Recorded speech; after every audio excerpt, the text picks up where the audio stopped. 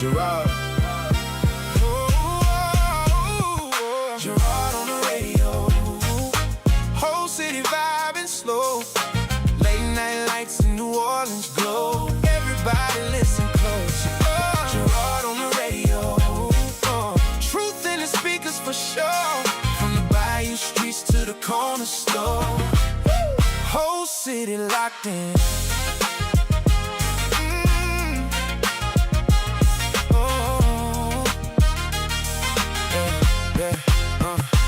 French Quarter nights with the rain coming down. Whole city talk, but the truth stay underground. Funny how the silence break whenever he speak. Certain conversations never make the TV. Voice through the speakers got the whole city tuned. Higher ups nervous every time he hit the room, cause he say what the people been feeling for years, bringing light to the stories they don't want us to hear. From the uptown lights to the night war pain, every word hit different when it cut through the rain. Everybody know the truth, just never said aloud, till Gerod hit the airwaves and it shook the whole town. And the streets keep calling through the static in the night. Every word feel different when Gerod go live. Gerod on the radio. Whole city vibing slow. Late night lights in New Orleans glow. Everybody listen close. Gerod on the radio. Truth in the speakers for sure. From the bayou streets to the corner store. Whole city locked in. Streetcars roll while the city stay awake. Everybody got a story, everybody got weight. Funny how the phones go quiet when he name names. Funny how the pressure rise when he shift the conversation. He talk schools, streets, money disappearing. Backdoor deals that the public ain't hearing. Things get buried when the cameras don't roll, but the people tune in cause Gerod let it unfold. From the jazz in the streets to the smoke in the sky, New Orleans still fighting, still holding it high. And the city feels seen every time that he speak, cause the truth hit harder when it finally run deep. Now the whole town riding with the station on loud, hands high while they sing every word through the crowd.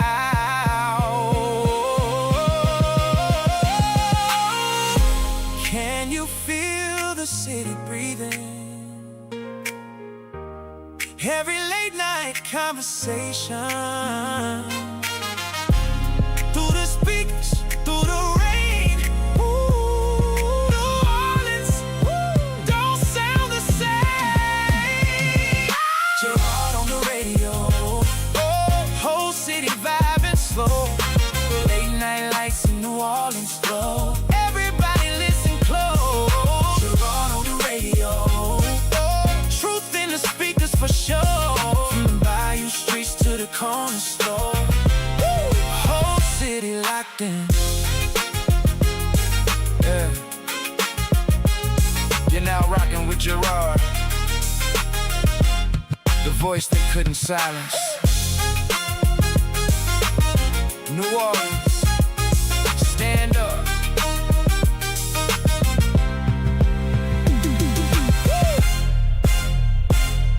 Woo! Yeah, where you at? Where you at? What's going on? 4th of July weekend, you made it through. Time to get back on the hustle, huh?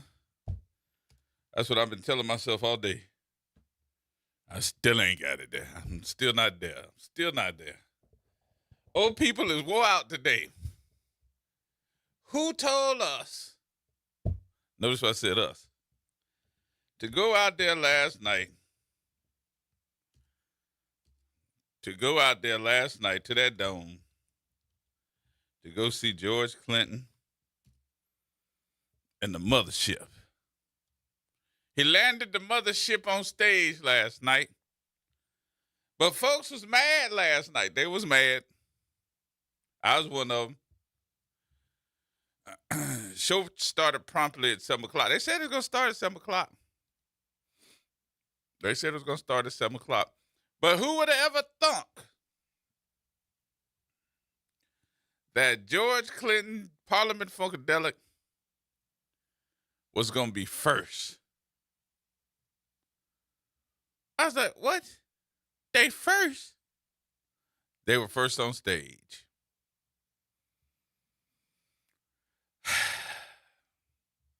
So he got there during the show. Not at the beginning of the show, but during the show. Got a chance to see him, and he landed the mothership on stage last night. Got out of it. Yes, it did. It was an impressive show last night. Impressive. For those of you that did not come, because you heard the lineup, you was like, it's all right. But if you're my age or somewhere near it, there was a whole lot more people that came to perform last night that they did not promote. What? Yeah. During the Dougie Fresh set, who did Dougie bring out? He brought out MC Light. Who else he brought up? Tevin Campbell. What's the gospel man name?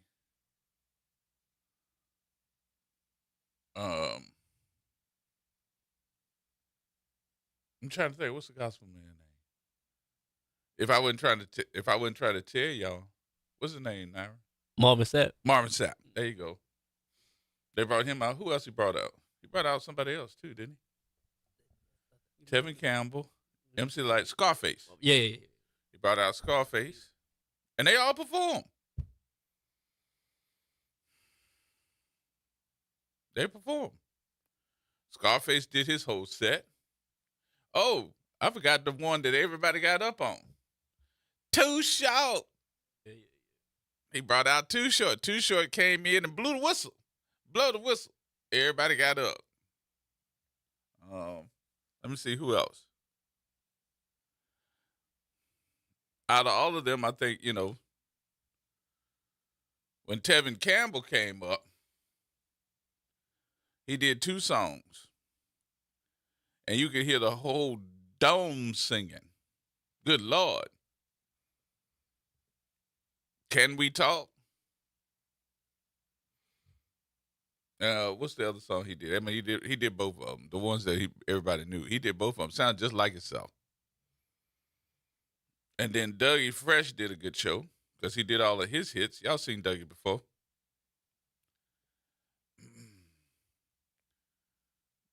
But I was really disappointed. I thought that somewhere in the lineup that they would tell me that George Clinton was going to either be last or that he was going to be somewhere close to last or second to last.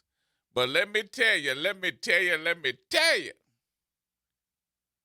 if you a T.I. fan, T.I. came out there and did every one of his hits. Every last one of, you forgot T.I. had all them hits. He did every last one of them last night. I think the only thing he didn't do was his new single, which was, what's the name of that one? Mr. Him? He didn't do Mr. Him. But baby T.I. came out there in style, had on a suit with a 16-piece orchestra. The Louisiana Philharmonic Orchestra did their thing last night. I got to give the Louisiana Philharmonic Orchestra big props. Because they came out there and looked, and the conductor knew the words to the song. Did you see that last night too, Myron? The conductor? Because the conductor in his white jacket, while he was directing everybody what to play, he was singing the song. I was like, what? He knew it word for word. And if I don't give nobody else no props, you know who I got to give props? The lady that was doing the sign language. Oh yeah. Yeah, she took over. They knew all the songs and knew it word for word, signing it. I thought that was good. But it was interesting. It was an interesting night. The old folks ain't used to being out that late at night. I'm talking about myself. So it was 2 nights that I was doing late nights. I did Friday night at the Metro because I went to Congressman Troy Carter's thing. So I was outside. I said I was not going to go nowhere Saturday night. And I went last night. So if I seem a little bit out of it today, I am. I am. And if you know who ain't here today, she went every night. Mm. Every night. She went all 3 nights. I knew one night she was not going to miss. Yes, The first one. Cardi B. Cardi B. It's disturbing, bro. It's disturbing. hmm She has Cardi B syndrome. That's why I just call her. I don't even call her Suzette no more. Just call her Susie B. She's Susie B. And Cardi B not only did her set on stage, they got shots of her all out on Bourbon Street Mm. with her crew. So big ups to her because she saw New Orleans and wanted to go to Bourbon Street. She went with her crew. Went to a couple other places too. So she was here. And I'm ready to go home and go to bed. I got to recoup. I got to recoup all that energy. hmm But of course, there's still some things out here in the world that say, "Oh no, we got to go to the show today because we still need to be talking about all this stuff." So let me go ahead on and get y'all ready to talk about the I don't want to call it that. I'm gonna call it the stuff that's still happening in this city. I think the conversation we saw all weekend was about Liz Merrill. I think that's still going on. And how she has now gone to the state Supreme Court to get a stay. And has also requested that the state law enforcement, along with the local law enforcement, take that warrant for her arrest out of their computers. I was like, oh boy, she got big props. Take those warrants out your computer so wherever I am, I can't be arrested. That was smart, but how many folks can do that? Take them warrants out your computer. So if somebody run my name, ain't nothing you can do. Take them warrants out your computer. The other thing I thought was interesting with the arrest of Liz Merrill, she never showed up to be arrested. Never showed up to be arrested. Never showed up to be fingerprinted, mugshot, nothing. Because she got the stay from the Louisiana Supreme Court at 10 o'clock. And she had until 12 o'clock to turn herself in. So she did not. Never did. Now, her defense attorney, Laura Canizero, is interesting with her conversation that she's making. So the spin on this has already started. The talking points on this have already started. The talking points for New Orleans, y'all ready for this? How embarrassing is this to the city of New Orleans to put this together? How embarrassing is this to the mayor and those city council officials to do this? Now, this is coming from her attorney. Her attorney, Leon Canizaro's daughter, that is Laura Canizero Rodriguez. How embarrassing is this to the city of New Orleans to say that you're going to put these charges toward this grand jury? Now, let me throw this into the conversation piece as well. it's interesting to me when something happens to them, the form of retaliation is not just regular retaliation. The form of retaliation is,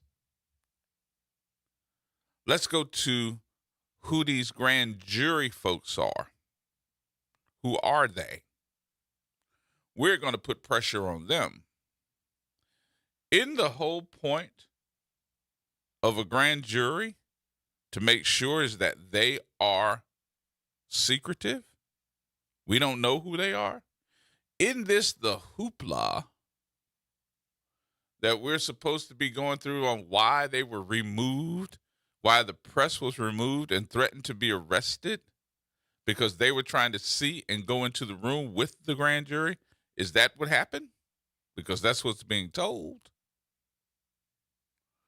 And now you're trying to tell me because she was found guilty that you all want to investigate who the grand jury is?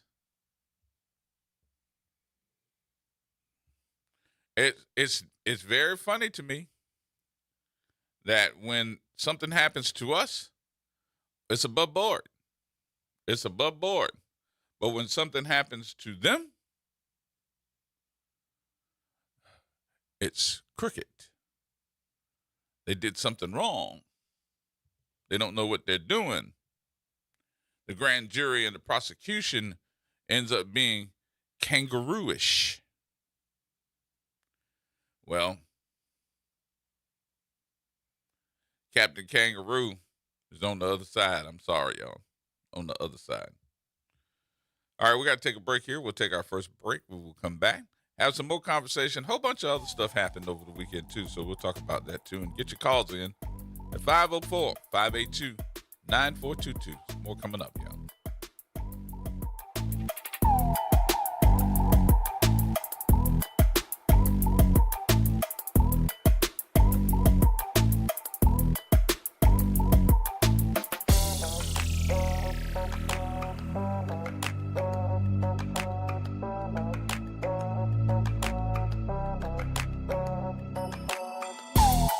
Hey everybody, it's Graylin Bryant Banks. And Kimber White Dupree. From the front porch, y'all. You know how we do every Monday. It's Moving Monday. And Tuesday is Trivia Tuesday. And y'all know we have nothing but bad cheering coming through here on Wednesday. But stick with us. On Thursday, we travel. That's right. And Friday's Free Your Mind Friday, so get your brass up. Something on your mind? Want to get it off your chest? Holla at your people. WBOK 1230 AM, the station you listen to. All day long.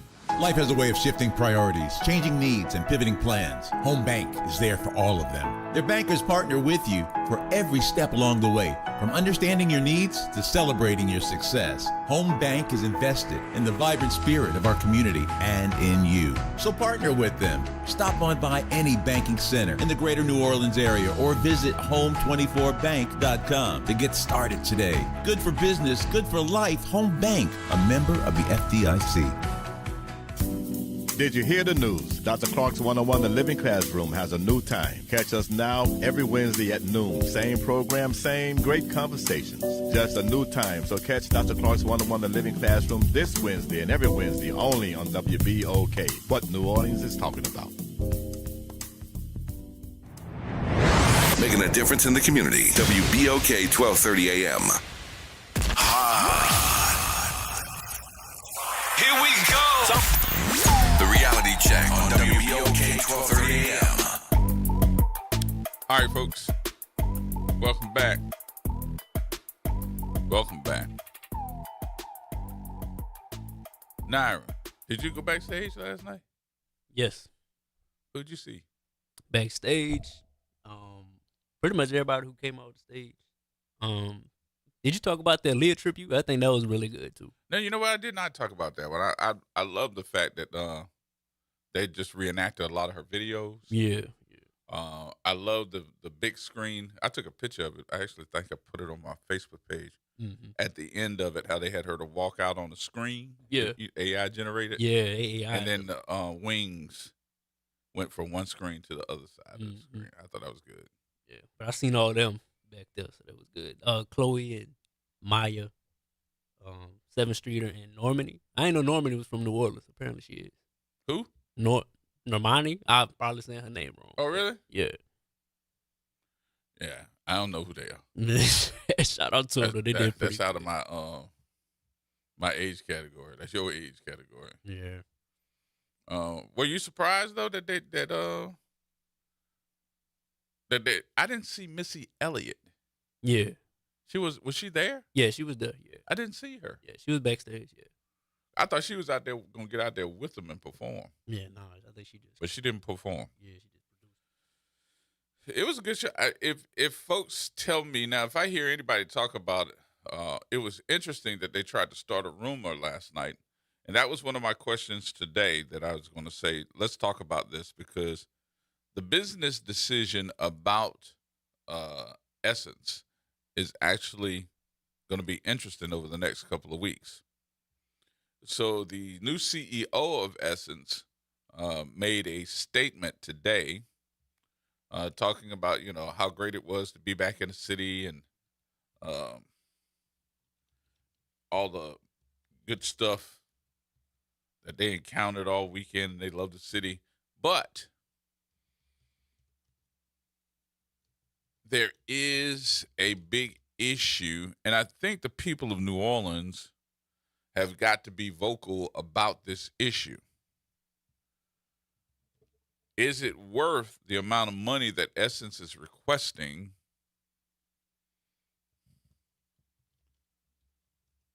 Because it's in the millions.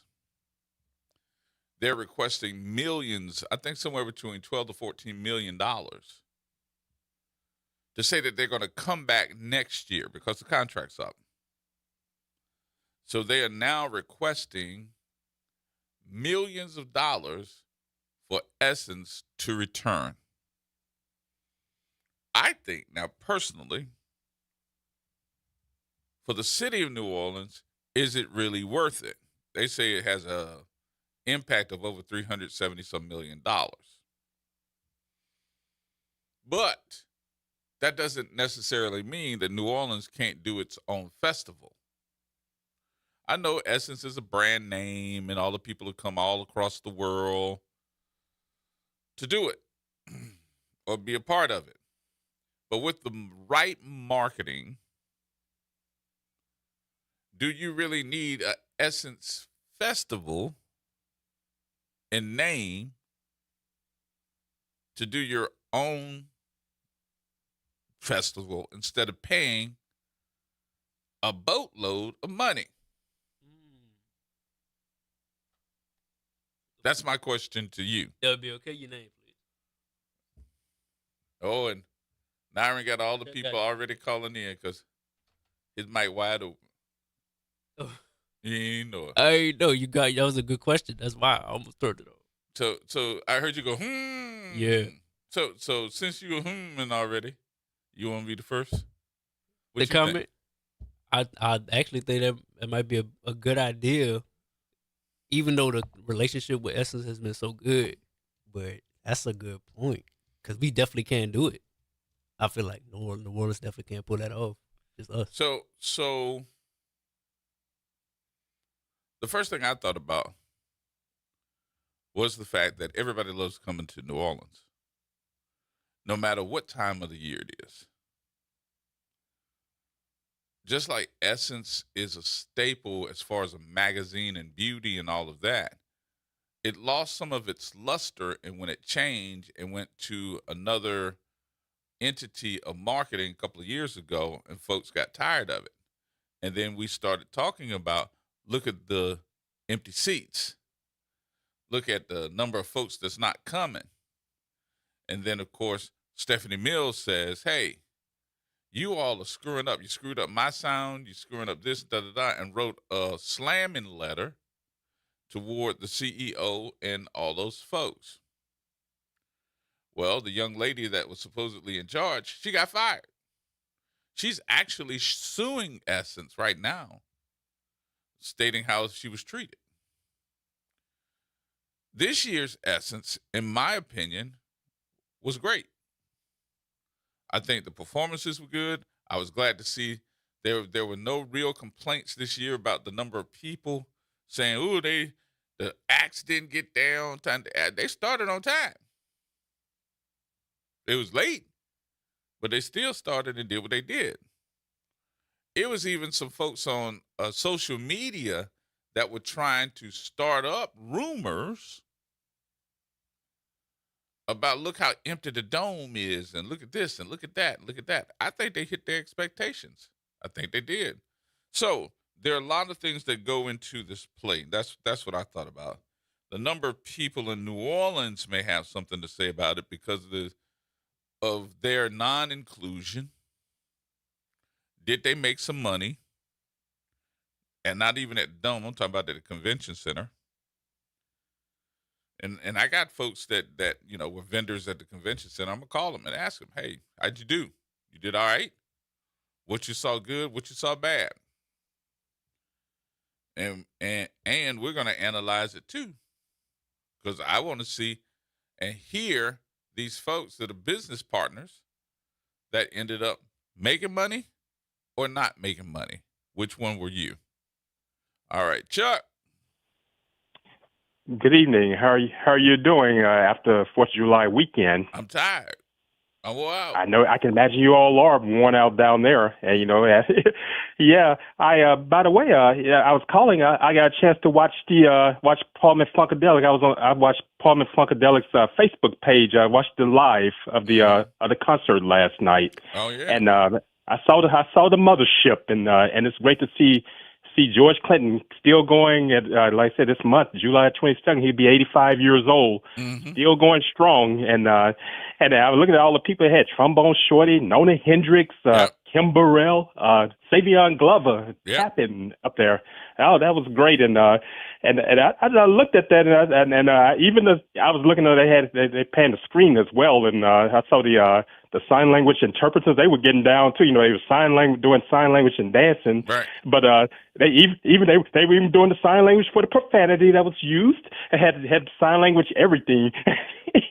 Yeah. I had to throw some humor into it, but but it was a great show, and like I said, they did a Mothership Connection with Swing Down, Sweet Chariot, Stop and Let Me Ride, and then to Flashlight. Hey, brought back memories, and for those who are still around that remember those concerts in the 70s, and like I said, it's great to see them still going strong at this point. And like I said, my parents saw them when they were Funkadelic when George Clinton first introduced the horn section in the early 70s at Hess Palladium here in Monroe, Louisiana, and it's something to see what has occurred from them now in Rock and Roll Hall of Famers. And also I was looking I saw the crowd, and there was some great questions to be raised. I was wondering what's going on with inside with Essence as well. What you were just talking about. I think more so than anything, I was surprised as somebody that just wanted to go and sit down and see the concert. Yes, I thought that Parliament Funkadelic would be somewhere close to the end. And they were first. And so I didn't try to get there early. I mean, I'm going to just be honest. I didn't want to see some of them acts. Yes. I'm not going to call their names, but you can imagine. And I just said, I'll get there, 7:30, 8 o'clock. Well, if you got there at 8 o'clock, they were already doing their show. Parliament Funkadelic was doing their show already. And I was like, man, I missed some of this, and So I got to my seat and wanted to see it, and because I thought I had missed the landing of the mothership, and I didn't. Oh yeah, I watched that smoke coming down, and I was looking at all the people. I saw the Zulu social club. Yeah, they had the tramps out there yesterday. Yeah, I saw them up there. Having they blend right in with Parliament Funkadelic with the costumes. They blend right in with them. and then, Had Omegas up there. If I gave George any credit, I gave him credit because he brought back a whole bunch of folks that had great careers, and we may have forgotten them, but they still living. And then to see Savion Glover up there on a wooden board tap dancing. Yeah, he's in his 50s now. And he was tap dancing to the music. Oh yeah. I was like, look at this. And I thought that was interesting. Of course, he was playing the part of Sir Nose Devoid of Funk. Sir Nose, yes. And I saw George walking around with the big bop gun. Big Bob Gun. Oh man, I love I love Paul Funkadelic. Listen to all that music. And like I said, I bought some of their albums and yeah, and it's great to see him still going with the generations of children and grandchildren and yeah, I was looking at just everybody there on that stage and it's great to see him still going strong. Many the original members have passed on. He's the only one left from the originals. You know how old George is? Yeah, that's what I was saying. He's gonna be 85 on July 22nd. 85. He didn't look it. He did not look it. Yeah. But he had And to see, sit my down father, a couple of my times. father will be 83 next month. Yeah, he had to sit down yeah. a couple of times last night. That was interesting because he was sitting on a bean bag. Oh yeah.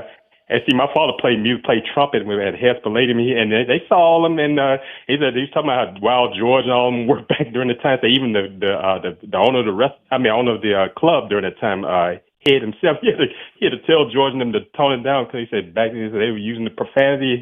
He had to tell them to tone it down during that time because it was a classy place. And well, a but lot people of just folks loved him. don't remember that George had some of the most expletive songs.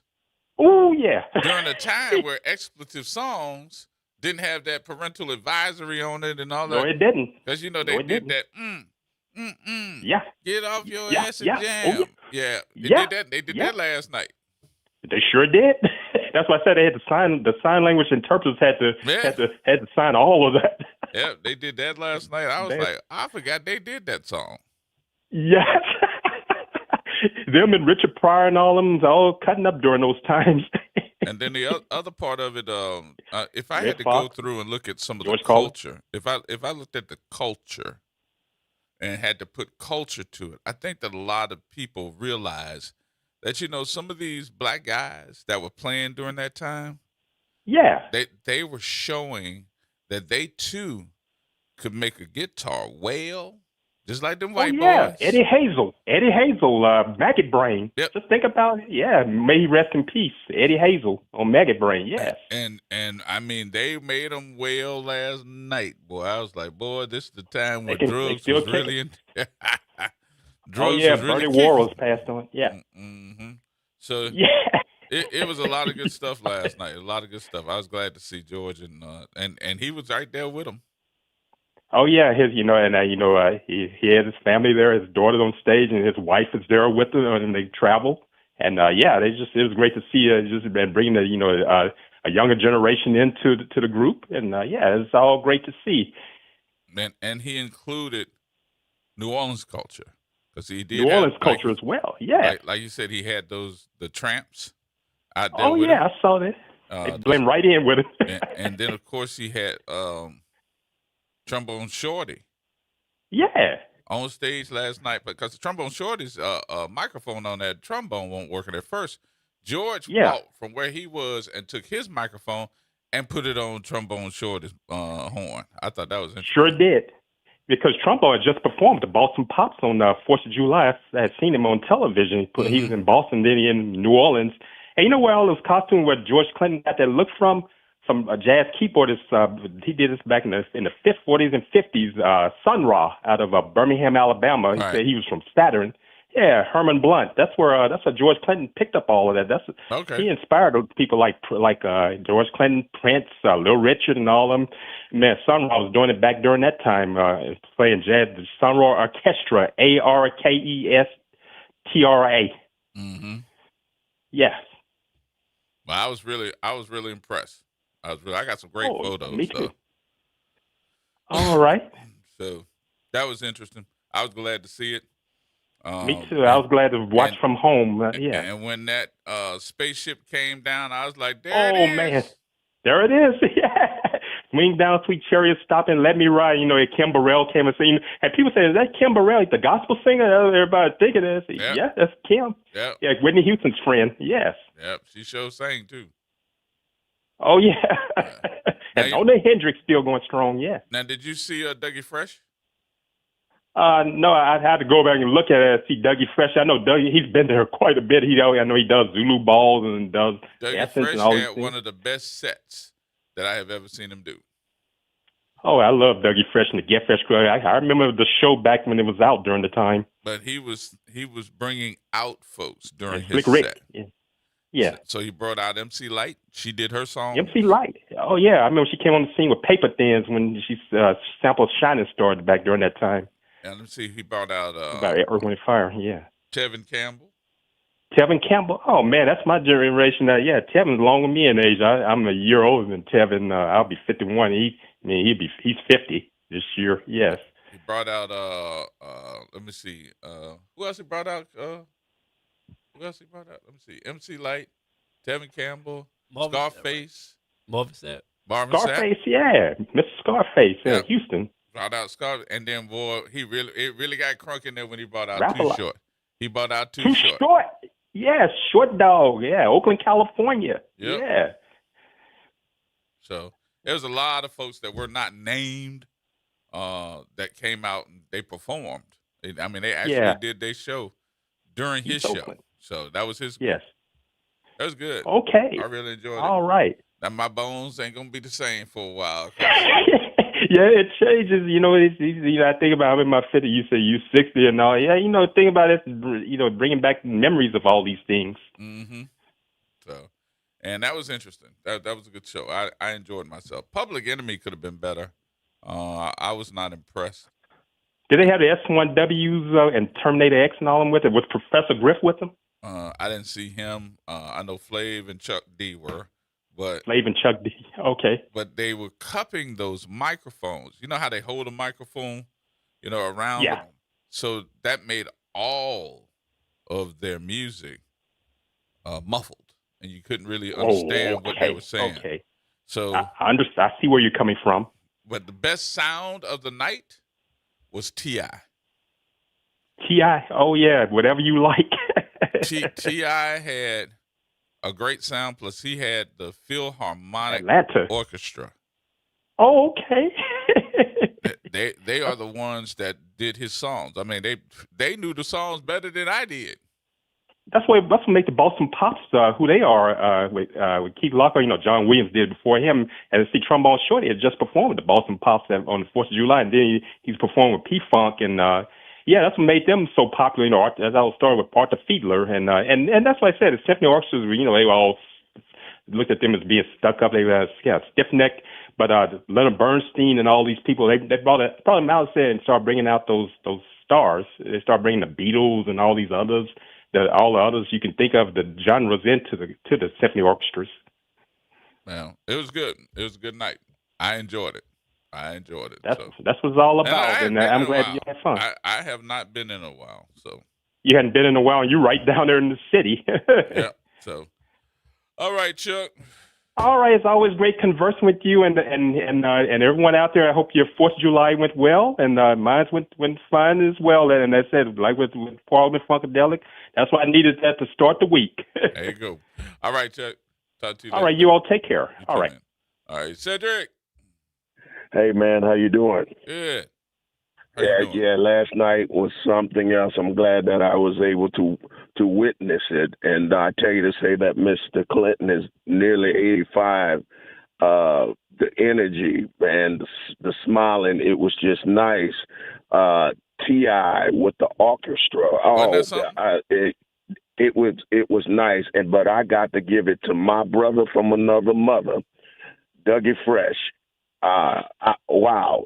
Tevin Campbell, who does not really perform, Marvin Sapp, Scarface, Too Short, MC Light.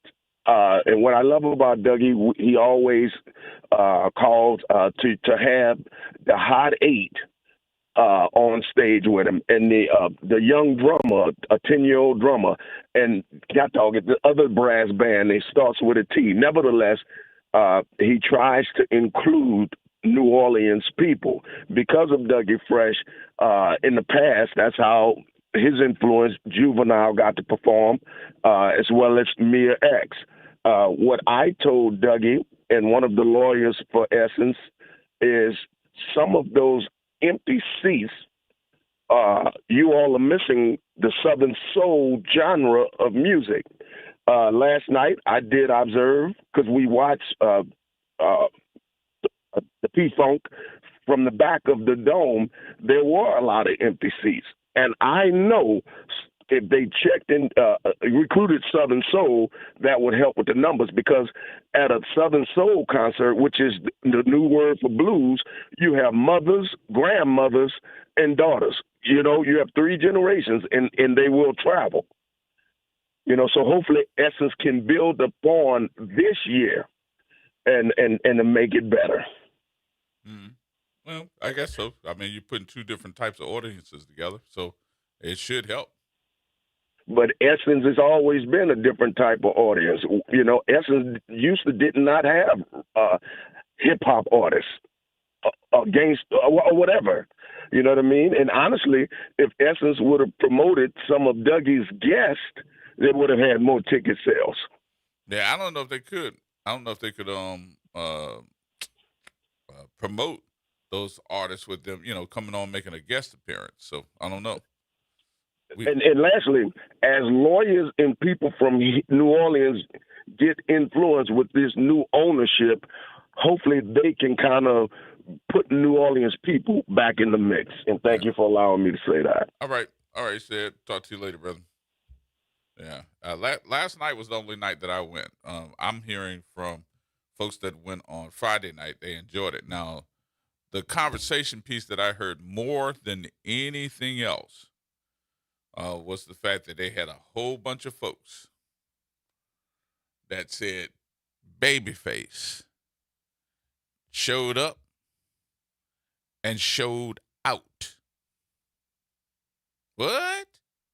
They said Babyface showed up and showed out. When I was talking to Suzette, Suzette said she was really impressed and saw Patti LaBelle and said that she had to do like one of the best shows that she's ever seen. I was like, wow. So it looked like everybody came to New Orleans and showed up and showed out. Did you go? Did you watch? What'd you see? At 504-582-9422. All right, we got to take our break. We'll take a break here. We'll come back. We'll have some more conversation with you in just a few minutes. Ooh, Lord, I'm trying to still recoup. More coming up, y'all. Everybody hold tight.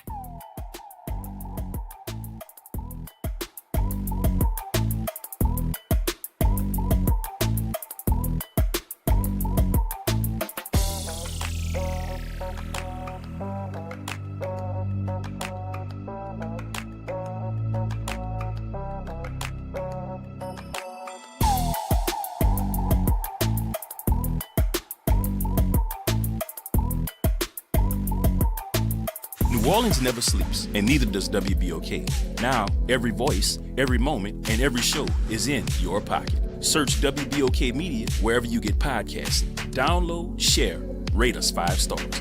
Because when you support us, you amplify Black voices and the New Orleans culture.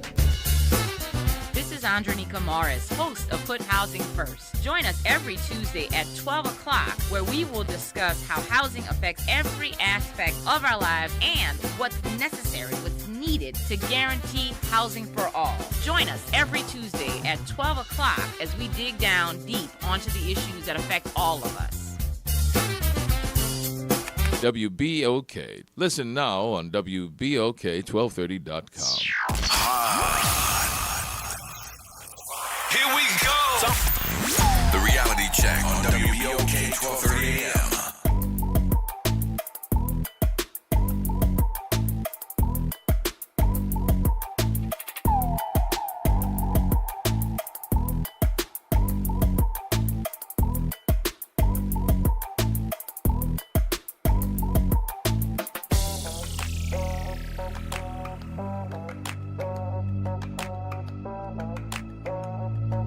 All right, folks. Welcome back. Hope everybody had a good 4th of July. I can tell you that it was hot. It's been hot. But that rain yesterday that came down, if you're in the vicinity, you know what I'm talking about. Yesterday afternoon, the rain came down about what, 1, 2, 3 o'clock? And it was blinding rain. Oh, boy. It was pretty bad. But I don't think that stopped anything. One of the issues, even though that we were celebrating so many folks coming into New Orleans and going to the Dome, being a part of the conversations piece, I saw former Mayor Mark Morial. I saw him. And he was going from one speaking event to another speaking event, all the different events. But there's been a conversation piece that is supposed to be happening with the next couple of weeks happening. Kirk McDonald, who is the CEO of Sundial Media and Technology Group, made statements because they are the parent company of Essence, and he made statements emphasizing the festival's return and its intent to maintain strong, long-term partnerships with the city. During the 2026 Essence Festival of Culture in New Orleans, McDonald said, quotes here, "All of that intentionality remains where we are as we focus into the future. Recognizing again that this is more than a weekend, highlighting a commitment to community investment and presence. The recent statements and context regarding Essence and its leadership can actually be broken down into some key points. One, the 2026 contract negotiations, because the festival is marked to end its multi-year contract with New Orleans. That is during kickoff press conference, McDonald and Sundial Chairman Richelieu Dennis stated that they are actively in ongoing renewal negotiations with the city administration to secure a long-term future in New Orleans. There's also a lawsuit that they've got to deal with. Essence executives were recently in the news addressing a defamation lawsuit filed by former Essence Ventures CEO Caroline A. Wanga. Wanga alleged that she was made a scapegoat for backlash surrounding the 2025 festival while on medical leave, that is. In response, Essence issued a statement saying her core allegations were patently false and without merit, while proceeding to execute a successful 2026 event. Then there were the prior statements of leaving. While the contract is under review, Essence leadership has consistently pledged its devotion, that is, to the city. And during present and previous festivals, former CEO Wanga famously pledged that the event was never leaving. Now, my problem with this whole event, and maybe I'm Debbie Downer here. Let me go ahead on and say what this is to me.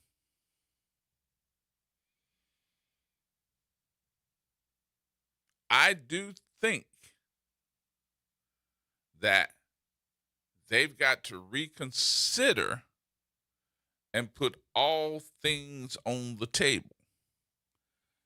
If the city of New Orleans and maybe its partners are considering paying that great big lump sum of money of $12 to $14 million, it may be time for them to go somewhere else. And hold on, y'all, before you say, what? What? No. We are the city of entertainment. This city right here, this city right here, this city right here is built for that type of entertainment. Why? The number one reason, the close proximity. Y'all think about it. Everybody that comes to town, if they stay in downtown, Canal Street, Porter Street, any other part of the city, the majority of those hotel rooms that they are booking is somewhere close to 3 to 5 blocks away from the convention center and 3 to 5 blocks away from the Superdome. The other part of that, you've got all those businesses in between. I'm not saying that they all black businesses, but you got all those businesses in between, and you got all those sites in between. You know, everybody come to town, whether you want to believe it or not, or you believe this is good or not, that everybody want to hear about Bourbon Street. I want to go. Why do you want to go? It's not for you. Well, you probably know that if you live here. But if you don't, you at least want to take the time to go just to say you went. And then the other sites that a lot of folks take in this whole realm of things in the city are the laws that are nowhere else. What do you mean? Alcohol laws? You got to think about it. There's not too many cities across the country that you can drink anything that you want, alcohol-wise. 24 hours a day, 7 days a week with open container.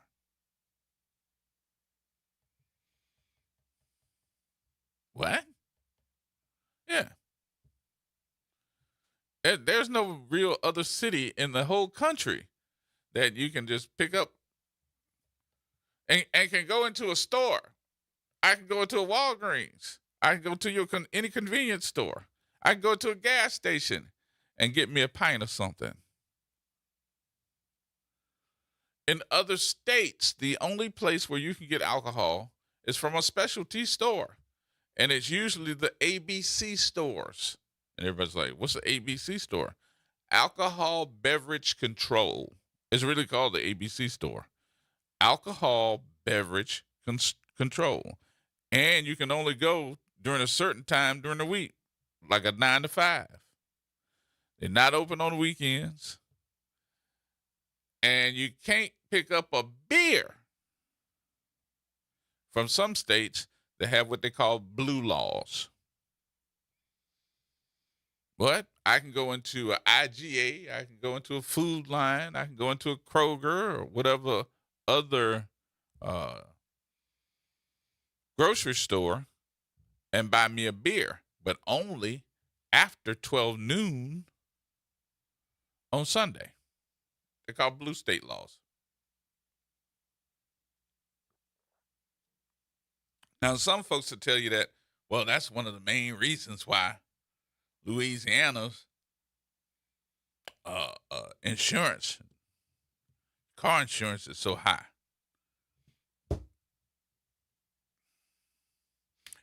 I would say, well, I can understand that too, but that ain't the only reason. Yeah, because you can drive into a drive-through daiquiri and order you a daiquiri and not even get out your car. And the laws is you can have it in your car as long as you don't put the straw in the top. But we can take the top off and take a swig out that sucker. Boy, I tell you. Ooh, boy, we got some laws here. Mm-hmm. So, in New Orleans or surrounding areas, there are certain things that happen. And the culture is something that you never see either. It's nothing to be standing around. Now, this might be little to you all, but this was something interesting to me when I first moved here. It's nothing to see a young man, young woman walking down the street with a bass drum and nothing to see a young man walking down the street with a tuba. That's every day here. They don't have brass bands walking around just to walk around, headed to his place to play. That's a job. I went to Houston for a wedding, and the young folks were from here. Do y'all know that it was very hard to find a brass band that could play at their wedding? And you know that's part of the culture. From even if you're from here, you're trying to find a brass band. They had one in Houston. They had one. They did the job, but you can tell they weren't from here. So the culture is what is New Orleans. It ain't just about the groups. It's the culture. It's the proximity of how the city is set up. It's the people that want to get here. It's the food. Did y'all try to stand in the line this weekend? I gotta say this, and I'm not gonna say that I'm saying this in bad taste. But it was interesting to me the number of folks that were standing outside of one restaurant on Poydras. Y'all know what I'm talking about. Stand in line to get food because they heard of it. I don't know who do their marketing, but I'm like, this got to be one of the biggest farces that I've ever seen. That ain't New Orleans. That's just some blue runner beans and rice. Y'all know who I'm talking about. I don't want to get sued because of defamation. All right, we got to take our break here. We'll take our break. Y'all can go online and talk about that one. I get mad every time I pass by the place and I be looking at, look at these folks standing outside this restaurant to be served because they done heard about them. And that's some of the nastiest doo-doo. Oh, my God, they nasty. And I'm not even from here. All right, we got more coming up, y'all. Everybody hold tight as we get into the 5 o'clock hour, y'all. More coming up next.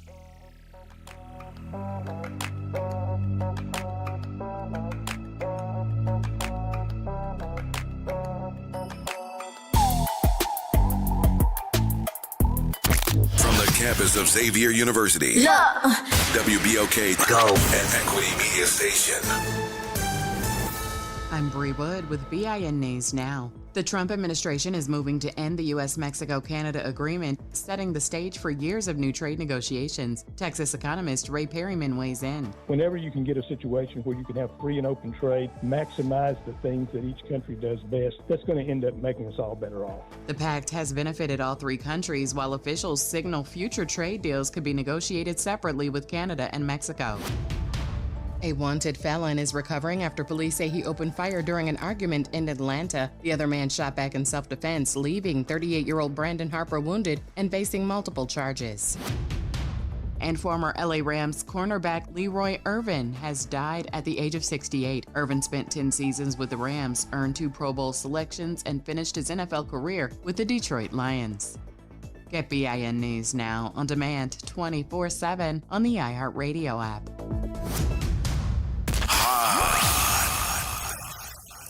Here we go. The reality check on WBOK 1230 AM. All right, folks, welcome back. Did you survive? Did you survive Essence Music Festival? Or the Festival of Music? What do they call it? Essence. It's Essence. Did you go over to the convention center? That's interesting. Have you heard anybody say anything about the convention center? Nothing? Did anybody go over to the convention center? I know Deirdre did food and stuff. The Best Gumbo. We're going to call her, too. She don't call in. I know she's listening, but we'll try to get to her, too. Galloway. Gerod. Yes, sir. Oh, man. What's good with you, man? Oh, bro, I'm trying to. If you see me on here, I'm drinking water today. I'm dehydrated. And I ain't drinking nothing. And I ain't drinking nothing. You trying to act like them old Q dogs that was up on the stage, huh? No, bro, you saw that. You know they rubbing down with getting Ben Gay today or something. Gerard, that's the favorite part of the show, man. I can't stop laughing at them. I have told them old dudes, I said, bruh, we in our 50s now. You're not 22, bruh. I said, you can't get out there and do that stuff for 5-10 minutes. They don't want to listen. Them dudes was bent over blowing. I couldn't stop laughing. So, but man, you know, I wanted George Clinton to bring out the cages. I wanted to see the women in the cages. That was my only purpose of going there. So I was kind of a little bit upset about that. Now, you asked about somebody going to the convention center. Yeah, my wife and her friends went. Piles of junk. What? No, I don't not going up to no stuff like that. My wife and her friends went. It was 9 of them. Mm-hmm. They got piles of junk. That's what I call it. They knew better than bring a Target bag in my house, though. Now, they didn't have no Target bags. They probably took the stuff out of the Target bags and put it in them other bags. Now, they said Target was giving away plenty of stuff at the big convention. stuff, yeah. 'Cause they want black people to stop boycotting them. Right. If you're losing billions of dollars, you're going to come down there and give away all kind of free stuff, too, to get people back in your store. But I told them, don't you bring them bags back up in there. But you bringing up some real good questions. Now, if Essence wants 12 to 14 million, right? Right. The state of Louisiana is taking in 354 million. New Orleans only gets 54 million. So something between the state and New Orleans has to change. I'm willing to give up 12 million, but I need to get at least 100 million back. Because where's that other 300 million going? Or 245 million, my bad. So where's that other $200 million going? We need to get at least 100 million out of that. So, and then I would be. And corporate, and if I'm thinking in corporate terms, and look, you know, I did this. I know I'm not making up numbers here. I had to do, when I did Teen Summit, I knew how much it was going to cost me. And the cost itself is one thing, but the expectations of what you get back is another one that comes from a corporate entity. So if I spend $100 million, you got to make that $100 million back. Plus, I'm supposed to be making that plus time and a half. So yes, if I spend $150 million, if I spend $100 million, they're expecting me to bring another $150 million in. Yes, and that's my thing, that the state and the city are not on board with that. Because now I only went to the Sunday concert, to the Clinton concert, and now from everything that my wife and her friends told me, that Friday and Saturday was great. It was way better than last year. Mm-hmm. You know, so compared last year to this year. Now my thing is, get rid of the Solomon Group. Now they produced the Essence Fest. Now when it goes good, people want to give them the praise, but when it's bad, like last year, nobody says anything about the Solomon Group. Because, you know, last year, the Solomon Group and whoever else in Essence was taking away local vendors and all this other stuff. So either they learned their lesson, and it's maybe a little too late, I don't know yet. But my problem with Essence is, Gerard, they stay on social media 24/7, and they don't highlight the black businesses in New Orleans. Every year I go back and forth with them and say, hey, can you please highlight Bayou Road? That is a black-owned shopping district. Right. Because I send people there all the time. I say, okay, you can't do Bayou Road. Can you please do these black restaurants? Mm-hmm. They won't do none of that on their social media. Mm-hmm. I say, can you print out a flyer of black-owned businesses? They won't do none of that. But they want to sit there and talk about they are the culture. This is the biggest weekend of the culture, this and that. But you cannot be that if you cannot promote a local black-owned business. Mm-hmm. I don't get tired, I should say. I don't get tired of people asking me, hey, where's the black-owned this and that shop? I try my best to show those people how to get there, or sometimes I take them there. Because that's what I think of Essence used to be, the culture of Essence. Not now. It's all about corporations. And then a lot of big corporations supposedly pulled out years ago, this and that. I don't really know what's going on in their boardrooms, but I know that they do not really listen to the people that they cater to on social media, and I think that's a big problem with Essence. So you talked about others. So let me throw this into your conversation about that. One of the first things that I think should be done is that the production group or Solomon Group should be meeting with the Vucare Commission and saying, hey, we've got one of the biggest events that come to this city, and part of that should be, now this has got to happen in advance, and you're probably going to see it because I know everybody listening, is the fact that we need to find a segment, an area, a building, something, or even in the desired areas of, I would say by Jackson Brewery, that area, where we can do pop-ups in the French Quarter. Y'all got pop-ups on Poitras Street. Yes. In the rain. Yes. Okay.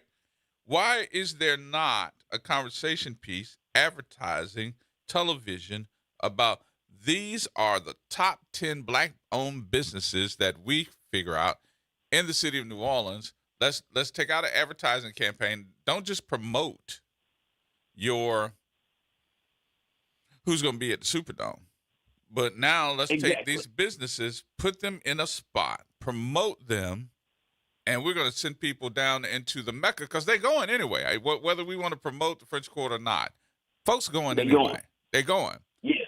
But I would rather that they go and take part at our businesses at least once so that they can make some money, so they can see how it is and they can understand it, instead of them leaving and the folks that participated end up complaining. I spent a whole bunch of money, but I ain't made no money back. Yeah. I heard no one, Galloway, talk about the convention center. I've heard nobody talk about the convention center. That's disturbing to me. The only thing I heard was Target was too long. That's it. See, Gerard, I'm gonna say this again. I know for the last 5 Essence that's been in the city, the last 5 years that Essence been in the city, I have personally called and reached out to them and say, listen, there's a place called where Black Nola eats. There's a place called Black New Orleans Businesses. I said, they are on Instagram. All you have to do is share their information because black people want to spend money with black folks. Mm-hmm. So why won't they do that? Maybe it's something that above me calling there asking. Maybe something they can't share. Do something like that because it makes zero sense to me for you to have a place like Bayou Road, and most folks at Essence have never heard of that. And some people have been coming to Essence, since 1995. Mm-hmm. Some folks still have not heard of Bayou Road. I'm like, are y'all crazy? And then when you show them and take them there, they was like, oh my gosh, I never knew they had this. Right. And that's, you talked about other cities that would want to host Essence or try to have Essence. I keep explaining to people, you cannot beat the location of Essence compared to, from Essence to the hotel places. Mm-hmm. If you try this in Atlanta or Houston, you're not going to have the same. Memphis or Nashville, you're not going to have the same. I think Memphis and Nashville just started getting the where you could actually carry an but a drink with a to-go cup. They just started getting those rules. Austin, Texas don't even have that yet. Where you can you buy a beer in a cup, you can't walk out the door with that. Right. So, but those other places, I keep telling, and you said the brass bands, the type of entertainment that you have going from into the Superdome on Canal Street, it's just on a different level. Mm-hmm. Now, my opinion only, people like Essence in a city like Atlanta be like, 12 million, that ain't nothing. Come on down here, and you can use X, Y, and Z. And Atlanta knows that they do not have it where the hotel rooms, if you look at the hotel room prices in New Orleans to Atlanta or Houston and compared to New Orleans is still cheaper. Mm-hmm. But Essence, in my opinion, feel like if everything else going to Atlanta, we need to be in Atlanta. Maybe I'm wrong, and I hope I'm wrong. But if that Mayor Huller Task Force Committee, whatever she got going on, if they are not really talking to Essence about this is what we can offer, this is what y'all need to do, and then they need to go talk to the state. Listen, state of Louisiana, this is what we make, this is what you make, this is what we got to pay. How can we meet in the middle? But So there are several things that I think that the state, the city needs to go back and rehash. That I would put Essence as one, but I also think that they need to go back and rehash the hotel motel tax and how it's divided up. I think they need to talk about the taxes and how much the tax structure is for this city, where money goes, and who should have first dibs to it before we are sending money out of New Orleans to go to other places to fund them. Yes. And my thing is, apparently the state at one point in time, or maybe they're still doing, they was giving money to Essence to come. So my thing, if the state is getting the majority of that $245 million, the state should pay that $12 million. Instead of having the city of Orleans pay. But, you got a jackwagon of a governor that don't like Orleans Parish, so he may not do that. So, I don't mind going to Essence. Well, I really don't. I don't go, like I said, I go to the concert, but I don't go to that other stuff. But, that's my wife and her friend stuff, and they make, I'm telling you, Gerard, that is a yearly, I think they said the only years that they missed was, of course, after Katrina and then during COVID. But these girls, or women, I should say, been going there since 1995. It's like 9 of them. And if it's up to her, she going wherever that stuff goes. But me, I'm different. I'm like, nah, you can't come to my city and, and you do what you're supposed to do it the right way. And it's not all about just entertainment with them. It's about getting out, going to a different shop. One lady that went with her, she went out and bought a painting for $500.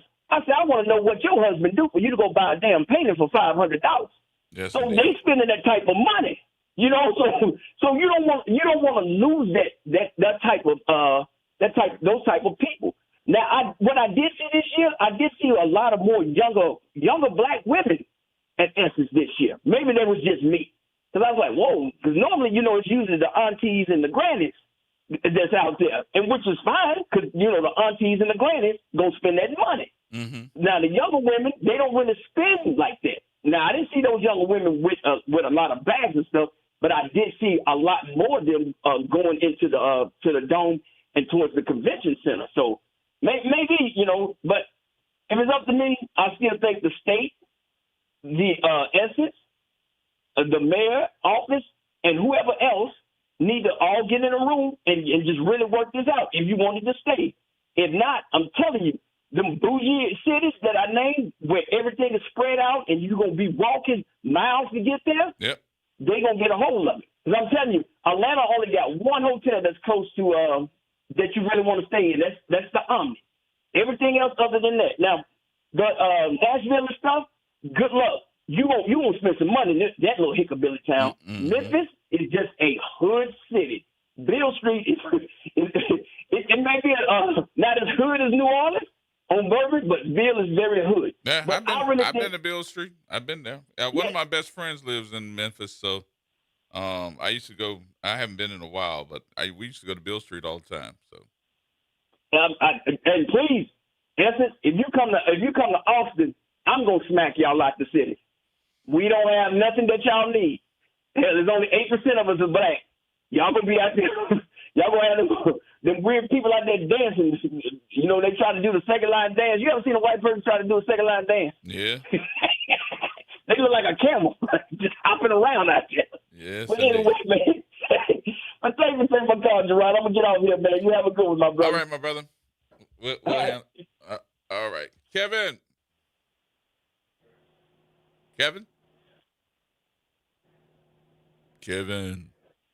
Nope. This Terry?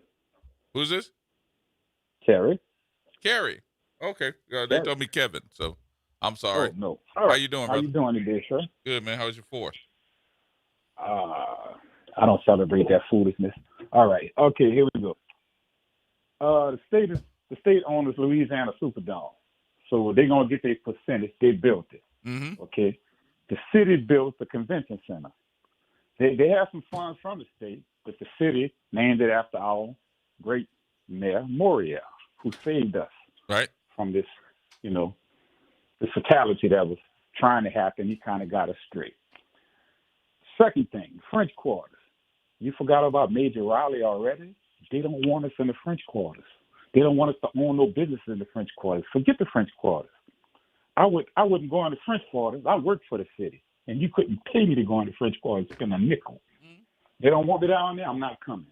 They won't get none of my money. Zero. They don't want us business now. They don't want our kind. They don't need my money. Okay? Next thing. The people, our politicians, I don't know what's going on with them. How do you let the government in Baton Rouge, and once again, be the cash cow for the state of Louisiana, dictate what to do with the money? I know he's the governor because people did not go out and vote and put this fool in office. Okay? So we got to deal with these politics and politics that goes with it. But the politicians need to stand up, tell Essence, go kick a rock. You're going to pay us this money or go somewhere else. I don't care. We have more events. We have more hotels than anybody in the state of Louisiana. New Orleans, in this small area, we got. I can't even count the hotels we have that you can get to the Superdome in less than 10 minutes. Okay? So it's a great venue for events because we have all these great events that come here. The Super Bowl would like to come here like every 2 or 3 years, but other people going to get upset. But it's built for it. Whatever reason, it is. Yep. So it's the politicians that's scared. They're scared because they don't want to lose their position and they don't want to be on the wrong side. They're the ones who want to kiss butt and keep their job and don't worry about everybody else because they got an income coming in. They don't worry about everybody else. As long as I got my check, I'm good. Everybody else got to get theirs. Okay. So all right, that's Kev. all I have to say on that, sir. Thank you, brother. Appreciate the call. All right.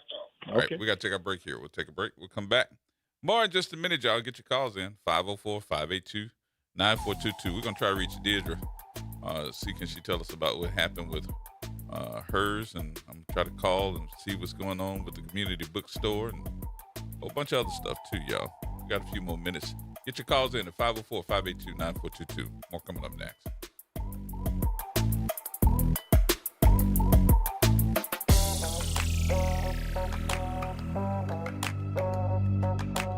This is the Bloomberg Black Business Beat. NBA legend Shaquille O'Neal is partnering with a tech wonderland right in the middle of New York City. It's called Tomorrow, stylized as TM:RW.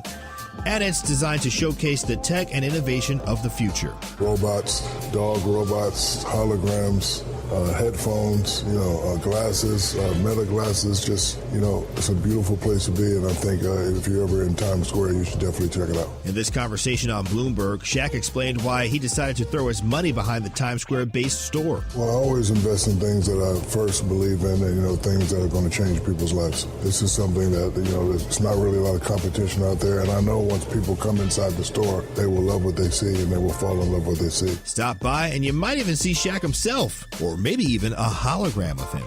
A beautiful, sexy hologram. It's a hologram, a beautiful, sexy hologram. I'm Bloomberg's Justin Milliner on the Black Business Beat. It's deck days at Lowe's, and the savings are stacked. Right now, pros get 15% off all in-stock composite decking from top brands like Trex, TimberTech, and Decorators. Plus, get a free DeWalt 20-volt max 5-amp-hour battery when you buy a select DeWalt tool. The deck's stacked in your favor with brands pros trust. Our best lineup is here at Lowe's. Valid through 4/22 while supplies last. Selection varies by location.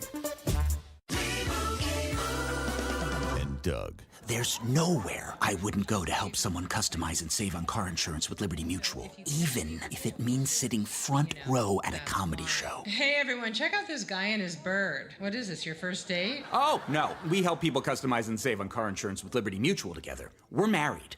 Me to a human, him to a bird. Yeah, the bird looks out of your league anyways. Only pay for what you need at libertymutual.com. Liberty, liberty, liberty, liberty. It's off the top with Norman Robinson on WBOK 1230 AM. As America celebrates our 250th birthday, I continue to reflect not only on where we are, but how we got here. Like millions of Americans, I am deeply proud of this nation. Make no mistake about it, I am proud to be an African American, and I am equally proud to be an American. And those two identities are not in conflict. They strengthen one another. Yet I worry that the story being told about our nation's founding has become too narrow, a move by some to erase or whitewash our history. It sometimes suggests that the birth of American freedom belonged to only one people, one culture, or one experience. History tells us something far richer and far more diverse.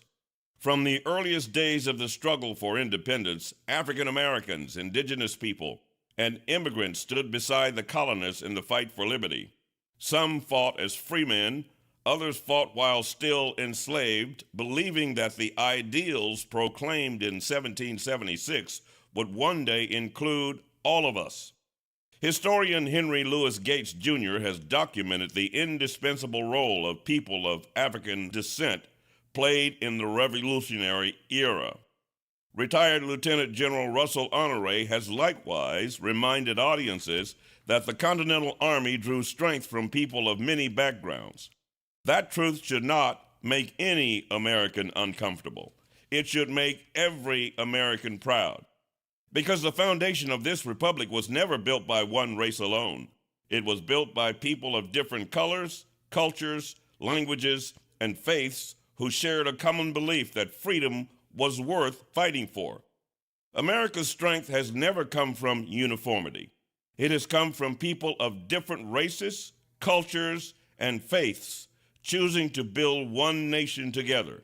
That is our history, that is our promise, and that is the America worth celebrating. This is Norman Robinson, Off the Top. Hello, friend. Tavis Smiley here with a special announcement. You can catch my show at a new time. Weekdays from 1 p.m. to 4 p.m. Same great topics, same great guests, same great conversations, just a little earlier in the day. It's Tavis Smiley, weekdays 1 to 4 p.m. only on WBOK 1230 a.m. What New Orleans is talking about. The New Orleans Jazz and Heritage Foundation is the nonprofit organization that owns the New Orleans Jazz and Heritage Festival presented by Shell. With the funds generated from Jazz Fest, the foundation invests in Louisiana companies through economic development, cultural enrichment, and free educational programs. To learn more about what the New Orleans Jazz and Heritage Foundation does, please visit www.jazzandheritage.org.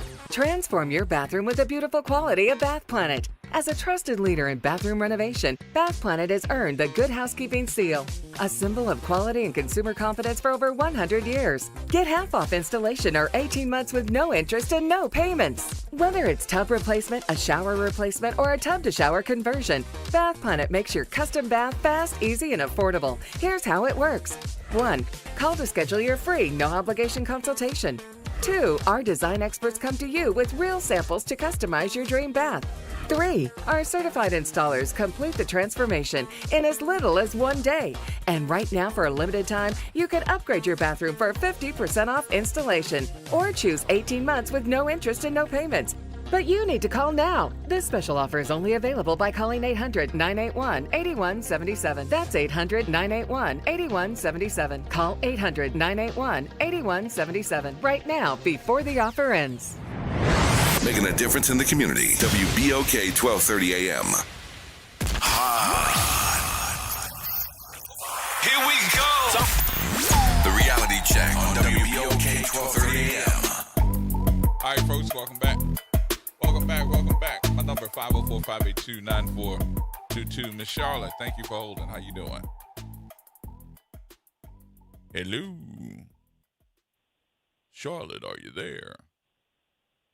Charlotte, call me back, because you got me talking in my DJ voice. And I don't have one of them, I don't think. 504-582-9422.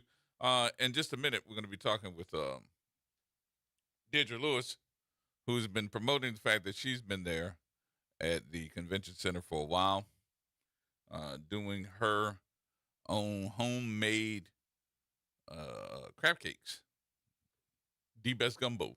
That's the name of her organization. So she was there. She'll tell us, too, how she did. So did you go to the convention center? That's interesting, though. I have not heard too many people talking about the convention center this year and going to the convention center, enjoying themselves. For the past, I'd say 20 years, I would go to the convention center before I go to the Superdome. Because they would have acts there performing. You would see some of any and everybody. Plus, when you do the broadcast from Radio Row, what else? You take the photos with all the people, and then those photos that were of people that were just there would end up being with famous folks. Did you see a lot of that? No? You did? Who you took photos with? You took photos? No, I didn't take photo. I was working, but I mean, they had a good talent out there. Really? Yeah, it was pretty packed. It was packed. Yeah, not as much as it has been, but it was still like. Was it a cost to get in this year? No. It was not a cost. No, they gave you complimentary tickets with the app. Oh, with the app. Yeah. Okay. I thought it was, somebody told me you had to have passes to get in. So. Yeah, they had VIP passes and stuff. Yeah. No, I mean just to get in. Oh, yeah. No. No, not if you had the app. No.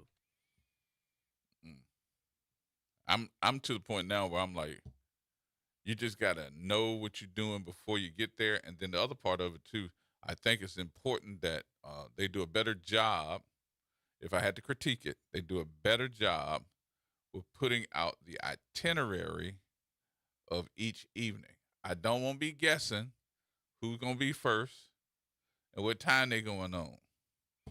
Because I was totally destroyed when I walked into the Superdome last night, and all you could hear was, "Make my funk to P-Funk." I said, "What up? What? I know they ain't on first." And they were on first. P-Funk. Deirdre. Hi there, G-Man. How you doing? Good. What's going on with you? How you doing? I'm okay. I'm rebounding after this long, arduous weekend. Really? But yes, it's tiring. Food hustle is a hard hustle. It's tiring. Then I'm gonna just have to put but I'm my grateful. hand out. I'm gonna just have to put my hand out and say, "Give me some money."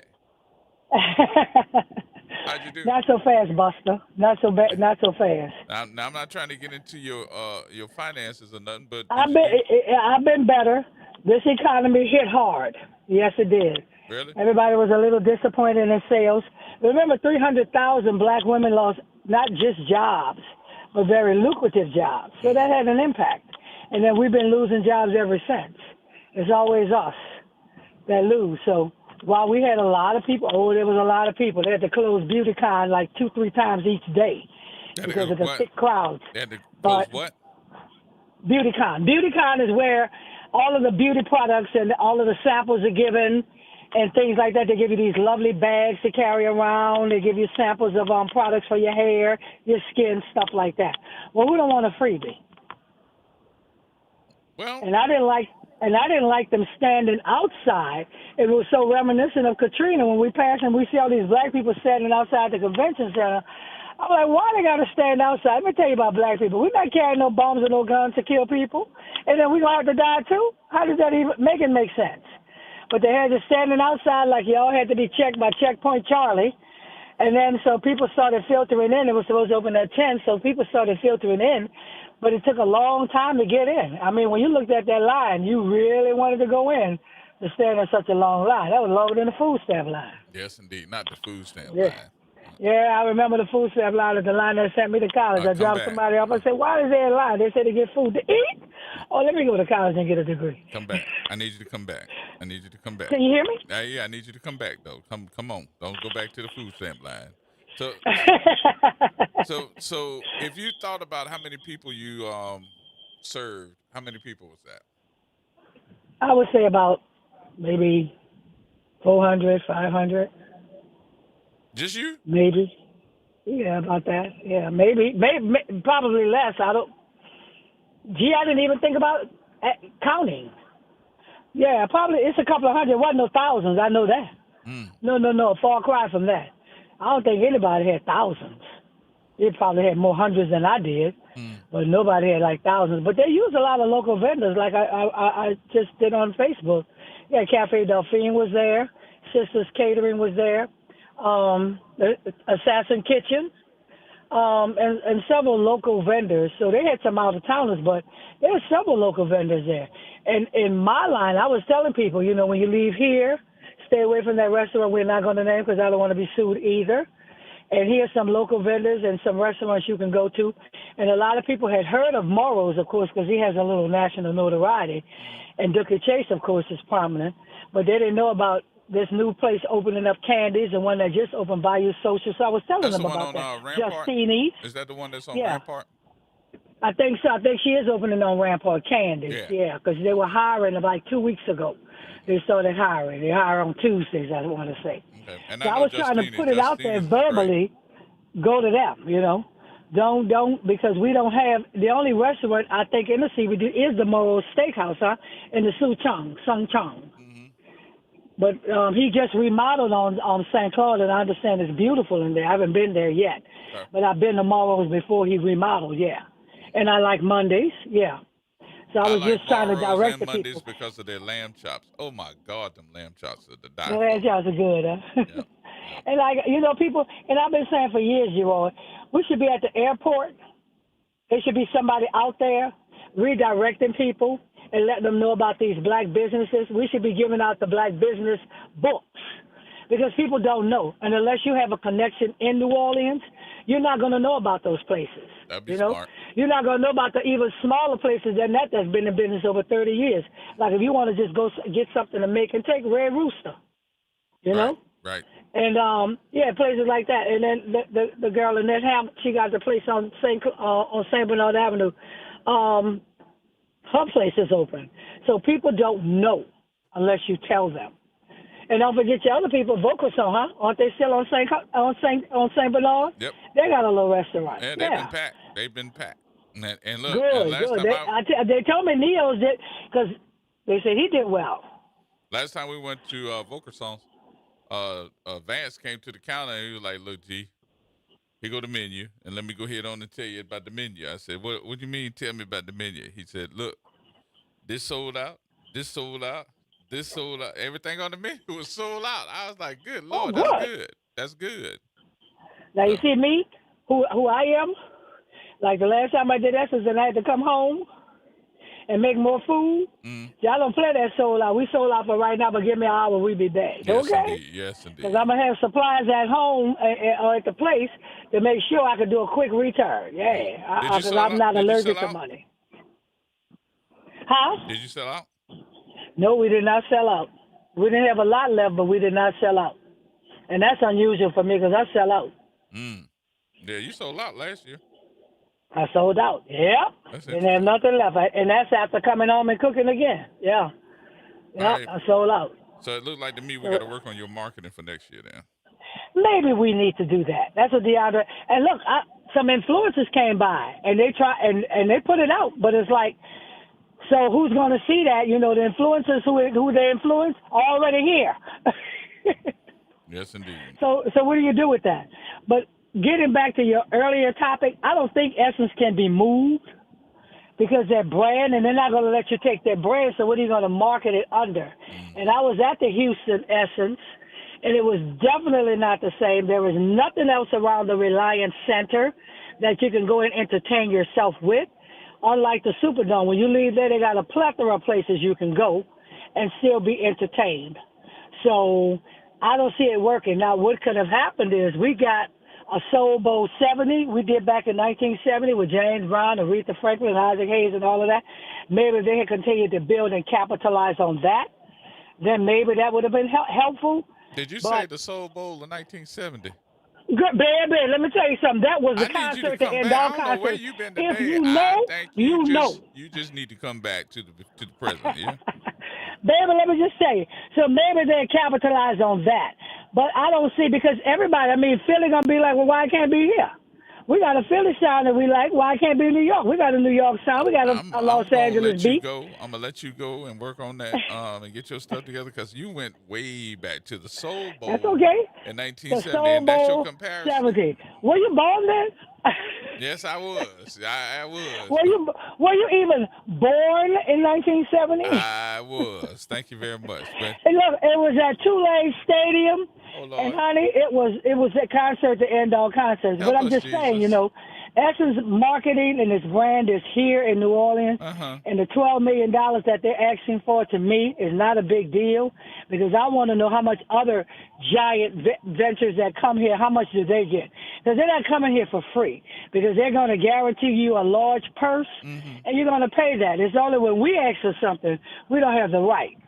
And I don't know what it is about when black folks ask for something, but you can ask one of your bosses, how friendly is New Orleans to black ventures? Yeah, especially black ventures that can pull in millions, probably billions of dollars, if they're allowed to flourish and do what they want to do. Okay. So that's why I don't trust it. I don't want it in Quinn Davis's hands. I don't want it in the Solomon Brothers' hands, or anybody white directing our path. All right. That's why I say no, no, no. Okay.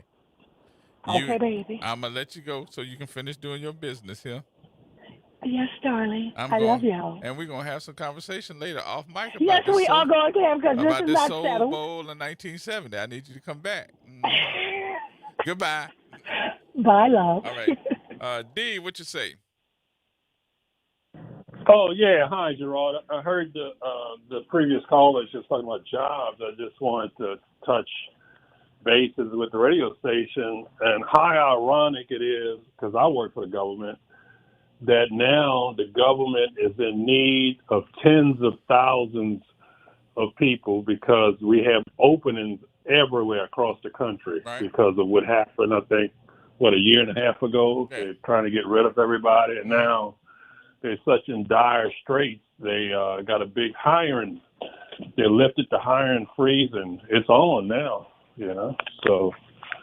Well, does that mean that we're gonna get those jobs back? You know what I'm saying? And then now that would be a good question. I think they did a lot of attrition. You know, because everybody was like, "Well, nothing from nothing, leave nothing. So let me get out of here while I can."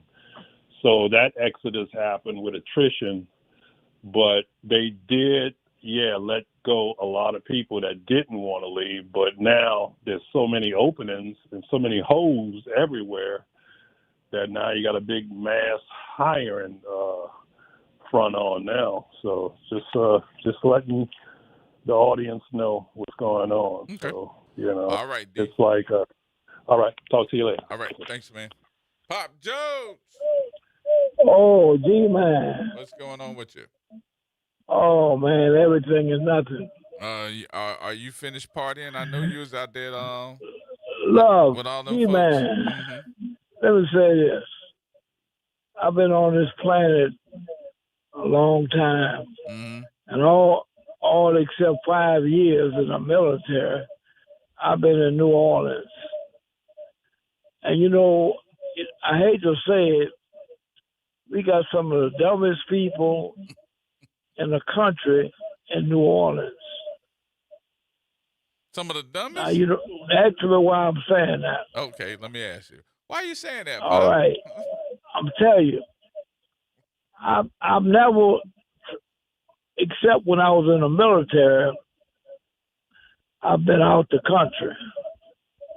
But I've been most of all the places in the United States. Mm-hmm. There's no place that I know of that's as wide open, maybe Vegas, but Vegas is a gambling place. But they got gambling here too. Right. But I don't know of any place that they got places. I was stationed in Virginia. Man, Virginia was so tight with you couldn't buy. You had to drink corn liquor and all that old kind of stuff. This place, and you from North Carolina, I bet you North Carolina wasn't as open as New Orleans. New Orleans is such a wide open city. They should be on their knees begging Essence or anybody else. But yet I can remember, G-Man, when Claiborne Street, when everybody could use their house, sell pork, you could sell your little stuff, sell water, every kind of way we had of making something. It stopped us. Right. You understand? So I'm looking at all the money that's been made. Look at that. Everything that, man, Louisiana ain't nothing, man, without New Orleans. They take all the money from us. I just found out here not too long ago that all the money was on a bridge was going to Lake Charles. Yep. Look what happened to Lake Charles. Yep. When it fell apart, they had to come to New Orleans. So they've been using New Orleans forever. So I always say we could solve a lot of our problems yesterday. People could use a park, their cars, sell water. It stopped everything. And don't talk about when they put the triggers in office, they was worse than the white people. So, I mean, I'm listening to all the stuff that they're saying. And what's his name? I forget his name. I know as well as I know the man's name. Who are you talking about? The insurance man, you know, that know everything about Baton Rouge and all the history. You know, what's his name? You know what I'm talking about. The insurance man. He said that nobody has ever, there's not one black person that have made $1 million at the festival, at the festival or anything. Not one black person. Oh man, I know the man. Damn, just had my senior moment. That's all right. Keep going. You'll think about it. Yeah. Well, anyway, they take all the money from us, and what that young man from Monroe that calls, he more knowledgeable than a lot of people right in New Orleans. Talking about Chuck. Huh? Talking about Chuck. Yeah, man, I hear that young man. I said, wow, boy.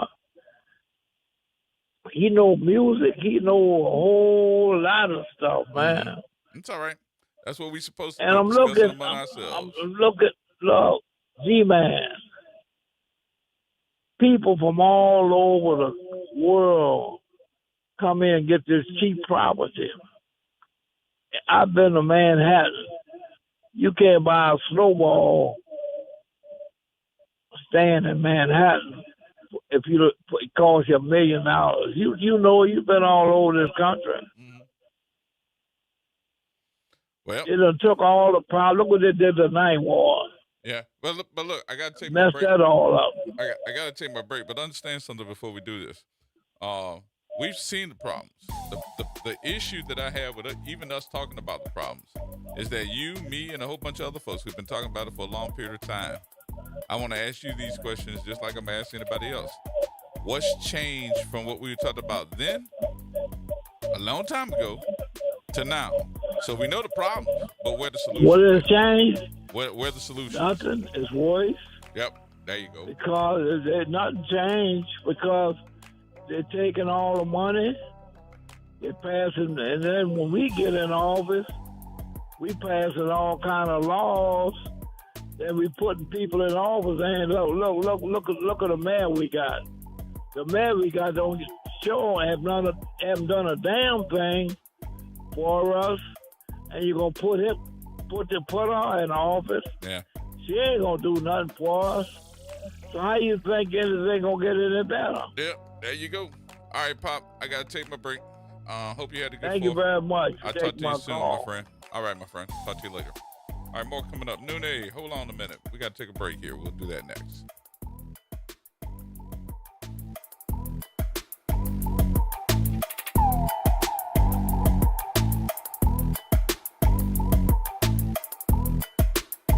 AURN News. A financial disclosure released by the U.S. Office of Government Ethics puts a number on President Trump's crypto business, more than $1.4 billion in earnings last year. According to the filings, $635 million of that came from royalties on Trump-branded meme coins. Another $515 million came from token sales connected to World Liberty Financial, a crypto venture Trump's sons helped launch. He also has disclosed $65 million from selling his equity stake in that company. Crypto now outpaces every other line of income in Trump's portfolio. For scale, his filing runs 927 pages this year. Recent president's disclosures have typically run well under 20. Asked about the earnings by reporters, Trump said, quote, "The stock market's going up, everybody's profiting." The White House maintains outside managers control the president's investments and that he has no direct involvement in those decisions. For AURN News, I'm Ebony McMorris. Norman Robinson is back. Can you hear me now? And he's taking no prisoners. Can you hear me now? Each weekday, Norman Robinson brings you commentary with Off the Top. The incident was shocking, disturbing, disgusting, disappointing, and sad. Each weekday, Off the Top with Norman Robinson is heard exclusively right here. It's Off the Top with Norman Robinson on WBOK 1230 AM. Step back in time and experience the moments that shaped our world at the National World War II Museum, located in the heart of the Warehouse District in New Orleans. This world-renowned museum brings history to life, telling America's story in the war that changed everything, why it was fought, how it was won, and what it means today. From immersive exhibits to powerful personal stories, this is more than a museum. It's an experience. Plan your visit today at nationalww2museum.org. World War II Museum, where history lives. We are the rhythm of the streets. The flavor in every dish. The story in every song. We are New Orleans Tourism and Cultural Foundation. We help artists build the future of New Orleans. Because when the culture thrives, our people thrive. Every note, every brushstroke, every dish is a door opening new possibilities for those who carry our traditions forward. And when we open that door, the whole city moves forward. For New Orleans Tourism and Cultural Foundation, culture is our open door. If someone asks, Yeah! let them know you listen to WBOK. Here we go! The reality check on WBOK 1230 AM. All right, folks, right back at you. That's what we do. We get right back at you at 504-582-9422. What's going on, Nooney? What's up, Gerard? How you doing? Good, Doctor. How you doing? All right. First of all, I want to shout out George Clinton because the way he ended was awesome. You know, at the He gave the culture. He gave it up for the culture and got off the stage. That's right. Yep. So that was awesome. He brought the whole culture. He had my little cousin trombone shorty up there. And it was great to see that artists came here and played with the culture up there. But when we look at the tourism, when we look at the hotel, motel tax, when we look at the culture as a whole, they get billions of dollars. Mm-hmm. And the city of New Orleans take care of 63 other parishes. We don't get 10% of that money. Nope. I don't think we even get 5% of that money. Mm-hmm. And at the end of the day, we are not getting the share. Like you say, there's a lot of problems, and we know what the problems. So let's but say, where let's say you solved. get a hotel room. You get a hotel room. Let's use $100 as the cost per night for that hotel room. You already know you got a 9% state tax, so you're not paying $100. That's You're paying $109. And then you have a 10%, or is it 11%? I think another 10% on top of that for the hotel motel tax. So now you're paying what? You're paying another $11 on top of that. So now your $100 is going to be $109. Out of that $11 for the hotel motel tax, the city of New Orleans only gets $1.25. $1.25. Yep. And so like you said, we got problems, but we're the problem solvers. You know, and at the end of the day, Gerard, we take care of 63 other parishes. Right. And at the end of the day, they eat off us. They do everything. And when you look at the $33 million they took, it went to Jay Morris and the people in Monroe. And at the end of the day, $33 million went to his parish. And see, the state owe us billions of dollars because we do their bridges, we do their work, and we got to get with our officials and demand that money. Like you say, we got the problems, but when we going to start solving the problems? We know the issues. When are we going to start standing with the issues and fighting? I wanted to say that, but Gerard, tomorrow, me and the Inspector General are going to dance in Fort Circuit. What? Tomorrow, we go to Fort Circuit. And you know they've been playing a lot of games, trying to cover up these 6,000 emails I want, trying to cover up things. But we're going to dance tomorrow. And two of the judges never sent me a recusal letter, Nikisha and Rachel, and they tried to pull some foolishness. So I went up there for 3 days straight, Gerard, and they told me I had an oral argument. Now they say it's not an oral argument, but I'm going to stand up tomorrow, and I'm ready to go, Gerard. I'm ready to go. I just want it put on record, and it's going to be a showdown tomorrow. Me and the Inspector General going to showdown because the public records law says that I should get it. I beat him in court. They gave him 180 days, Gerard, and he told him he was going to get, but he ran to the Fourth Circuit. And we know the Inspector General is a racist Republican. We know that. But you wouldn't believe 2 black female judges went with the white racists against a man, a black father that was right. I couldn't believe that, Gerard. So I'm looking forward. I just wanted you to know that. It's going to go down tomorrow, and I'm telling you, I'm coming with it. They can get their handcuffs ready because I'm going to put it on record. I'm going to be respectful, but it is what it is, Gerard, because I'm not going to let them get away. So tomorrow, I'm glad to hear that because tomorrow must be fire day because you're going to be on fire. What time you going? I go for 10 o'clock. And tomorrow, I don't know if I'm supposed to tell it, so everybody else cover your ears. Don't tell nobody that I told you this now because you ain't heard it from me. But you spoke about the Inspector General and all this other stuff, you know, because I told everybody, I said, this week it's gonna be a fire week for Chad Cockerham. That's right. Tomorrow is the day. That's right. I can't tell no more.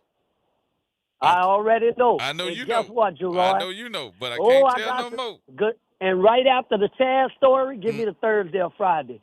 I got something for you, Gerard. You're going to enjoy this with the NOPD. Boy. You ain't going to believe what they tried to cover up this time. What they cover up? Oh, Octavia Barberin. Remember the cop that slung the woman in the French Quarter, slammed her to the ground and everything? Right. They didn't do him nothing, right? So check this out, Gerard. Oh, this is some tea for you. So he was cheating with an officer wife. And so the man went there to beat him up. He ran in the door, locked it, and everything, right? And they let him get away because there's 2 officers. You can't be cheating with somebody's wife. That's something too, right? Because you brought it to the job. So he was hiding, Gerard. The man was there to whip him, and they covered it up. Play him some. Do we have our Young and the Restless music? We got the. Gerard, I'm going to have it all for you. He hid. He was scared to come out and everything. That man went to whip him in a headquarters because he was cheating with the man's wife. What? And then he beat the man's wife, and that's why the man went there. See, cheating was one thing, but when he put his hands on the man's wife, the man went there, even though his wife cheated. He went there looking for him, and he hid himself in the office and didn't come out. What? Yeah, we got to know about that one. We need to know about that one.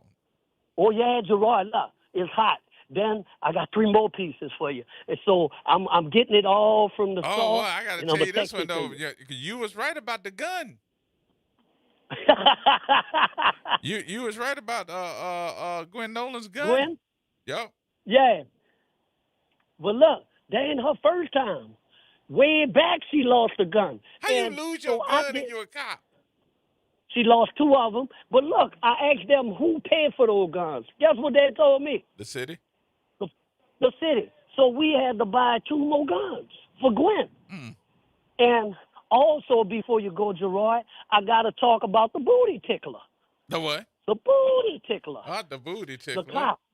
Yeah, man, when the women pass, he got 4 charges against him, tickling booty. Tickle. PIB, PIB refused to do their job. What? You heard me? Listen, they had three other black cops, all right, was accused of sexual harassment. Mm-hmm. 1 got fired and 2 got demoted, right? Mm-hmm. But this white guy, David Barnes, the booty tickler, he did it 4 times. Nothing didn't happen to him. They covered it all up. Have mercy. So I just wanted to tell you that. Soon I get out of court, I'll text you and let you know. And when I get that other information, I'm going to send it to you. Yeah, because we need them emails. We want to read them. I'm going to be in there early. And look, and I'm going to give your boy the other list, that list of 200,000 plus folks. That's right. Because they don't know that. The interviewee does not know. I'm sorry, the interviewer does not know that there's a list of over 200,000 folks. Not 200,000 folks, but folks that made over 200,000. That's right. But look, I brought the letter to PIB. I brought it to Michael Harrison. I brought it to him and gave him 20 names. Haven't heard back from them, but they all saying they know. But I can't wait till the interview get them, because I heard there's a secret investigation going on with the legislative auditor, and he going after them because I sent him a letter. Well, let me tell you this much. So we got a whole bunch of tea, boy. You're going to have me in trouble before I get off the air. I do know that guess who cut investigation? They cut a number on Ann Kirkpatrick. So she under investigation now. Guess why? Yeah.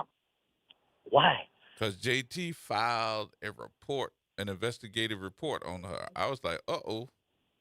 Oh, yeah, JT did it, but guess what? And he was smart enough to take the anonymous complaint somebody did to her and attached it with it. Oh, yeah. Somebody did an anonymous complaint, and they used Chad's name, they used other officers, and they said Ann Kirkpatrick. And you can tell it's a cop, but they're scared because they're retaliating against them, and then they're checking their anonymous complaints. So the people got to hide because they're scared now, Gerard. And like they lied about Chad, you should not be breaking the law, taking nobody anonymous complaints or going in their personal. Then you say you outside their house. Everybody use everybody wildfire, because I use my neighbor's wildfire. Well, I'm going to tell everybody that know Chad, y'all better call him and ask him what Gerard talking about, because it's on fire. Y'all need to call. Somebody give me the number to 911. Somebody give me the number. And guess what, Gerard? 911. Mm-hmm. Before you go, wait till you can't use the word bomb because they might indict you. But anyway, wait till the big thing coming. Oh, they got something after Chad coming, and I'm going to tell you off the air because you the only one going to have it. And they want you. This person wants you to bust it up. They said in 3 more weeks, they getting it to you. And boy, I'm going to have me some microwave popcorn. Is that the witch doctor? You know I know. Gerard, when you were playing Jeopardy, you will win, bro. So let me let you go. You know I know. I know already. It's gonna be some. It's gonna be some. That's all. I gotta go, bro. All right, Gerard. I'll holler at you tomorrow. All right, later. All right, that's gonna wrap it up for y'all. We appreciate everybody for being a part of the conversation on today. We got to get out of here. We had to spill the tea beforehand. Boy, see what Noonan started all that mess. I know, Chad, your phone gonna be ringing in a minute. What they talking about? Y'all have a great rest of the day. Whatever you do safely, carefully is the way we want you to do it. We'll see you tomorrow right here at 4 o'clock. Be good.